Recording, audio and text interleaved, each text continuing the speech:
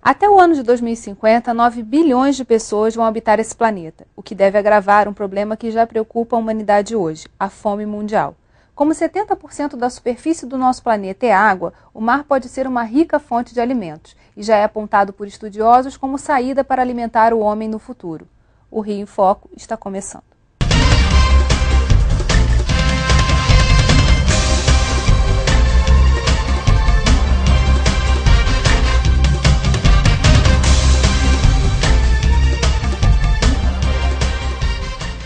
Para conversar sobre os desafios de uma produção marítima sustentável e eficiente, convidamos o secretário de Desenvolvimento Regional, Abastecimento e Pesca do Estado do Rio de Janeiro, Felipe Peixoto, o biólogo Wilson Viana, presidente da Associação de Aquicultores do Rio de Janeiro, e o professor do Departamento de Virologia da UFRJ, Maulori Cabral. Secretário, por que o Estado, com uma costa tão grande, tem tão pouco pescado? Na verdade, o Rio tem muito pescado. O Rio de Janeiro já foi no passado o segundo maior produtor de pescado do país. E ele vem perdendo essa estatística muito por falta de um processo de controle de estatística pesqueira. Nós há um ano estamos monitorando já todo o desembarque feito em Paraty, em Angra dos Reis, Niterói, São Gonçalo, Cabo Frio, e a partir desse ano também no norte do estado, em que mostra números impressionantes. Como não houve uma política de incentivo à atividade pesqueira, de apoio à atividade e também às empresas de processamento de pescado, hoje grande parte do nosso pescado sai aqui dos nossos mares, faz o desembarque e segue em direção a Santa Catarina, onde existe uma infraestrutura pesqueira em que processa esse pescado. Então, o problema hoje é a questão da infraestrutura. Do processamento, uma vez que foi pescado na nossa costa. Com certeza. Hoje o Rio é um grande produtor de pescado do país. Ao mesmo tempo também é o segundo maior consumidor de pescado do país. E, só para vocês terem uma ideia, o Rio que até hoje fixa o valor do pescado no Brasil inteiro. Então o Rio tem uma importância muito grande. E a gente está trabalhando exatamente da questão do fomento da atividade e no apoio para que as indústrias possam voltar para o Rio de Janeiro. Lembro que essa atividade vinculada à questão da pesca, ela é uma atividade altamente empregadora, seja para os pescadores que atuam e que muitos vivem da pesca, quase que exclusivamente, nós temos também a questão das empresas de processamento de pescado.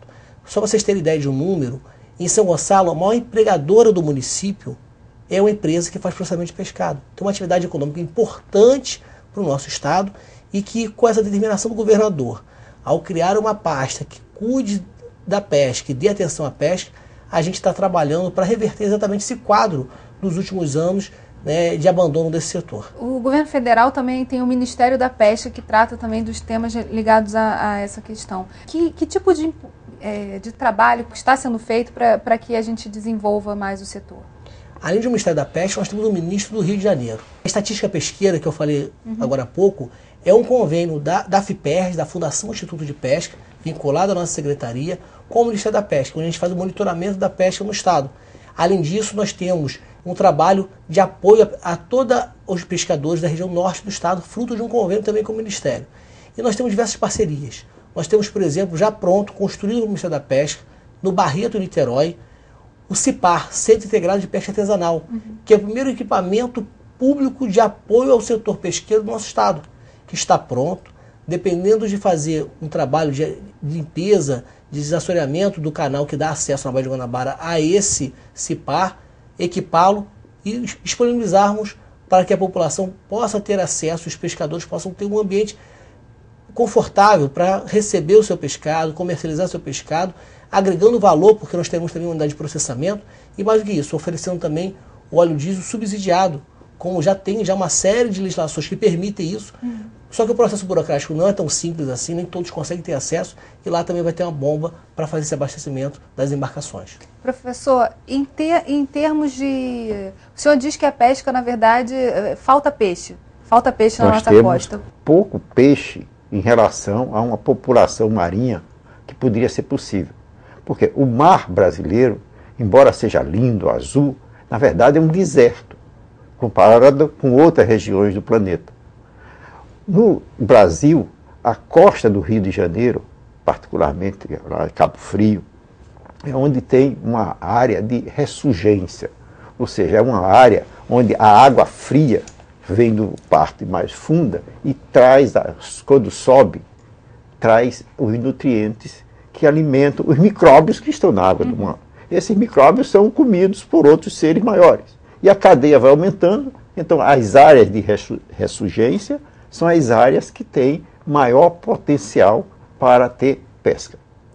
Mas esse cenário pode mudar, desde que canteiros, ou seja, desde que essa costa do nosso estado se transforme, sim, numa área de agricultura marinha. Porque pesca, ao meu ver, é como se fosse caçadores.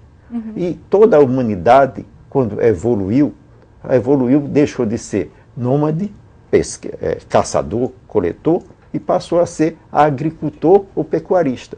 Então a gente precisa, secretário, ter uma visão futura, de médio e curto prazo, de que a agricultura marinha, assim como a pecuária marinha, pode ser uma fonte de alimentação para a humanidade.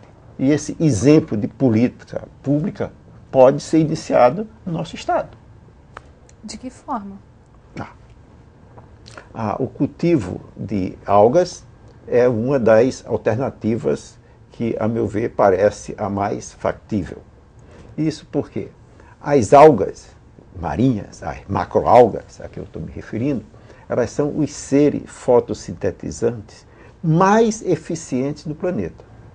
Hoje mesmo eu estava vendo a matéria de que o Ministério da Agricultura está incentivando a neutralização de carbono ou agricultura em baixo carbono. Ou seja, não desmatar para fazer a agricultura. Mas a gente, para cultivar alga, não precisa ocupar terra, não precisa de adubo, não precisa de irrigação. Ou seja, tem 3 fatores a mais. E ainda, a agricultura marinha atrai novos elementos da fauna. E com isso, essa fauna pode ser enriquecida. Então, ou seja, a gente tem uma fauna enriquecida, essa fauna enriquecida atrai mais elementos marinhos, atrai turistas, e imagine uma costa brasileira cheia de canteiros flutuantes, embaixo repletos de peixe, ou mexilhões, ou qualquer outro seres que possam ser cultivados juntos, e aí você tem um sistema de consórcio, ou seja, uma agricultura e uma pecuária juntas. Mas existem, o senhor falou da burocracia para o licenciamento, enfim, que é difícil esse meio do caminho. Em termos de cultura, eu acho que o problema também é esse, né? Na verdade, a gente já conseguiu superar. O licenciamento ambiental é um entrave de muitas atividades econômicas. E a atividade da maricultura, né? Você ter a criação, seja de algas ou de peixe ou de marisco, dentro do mar, também não era diferente. E em uma parceria muito intensa com a Secretaria de Estado do Ambiente, o secretário Mink, a gente conseguiu fazer um facilitador, um processo de licenciamento muito resumido.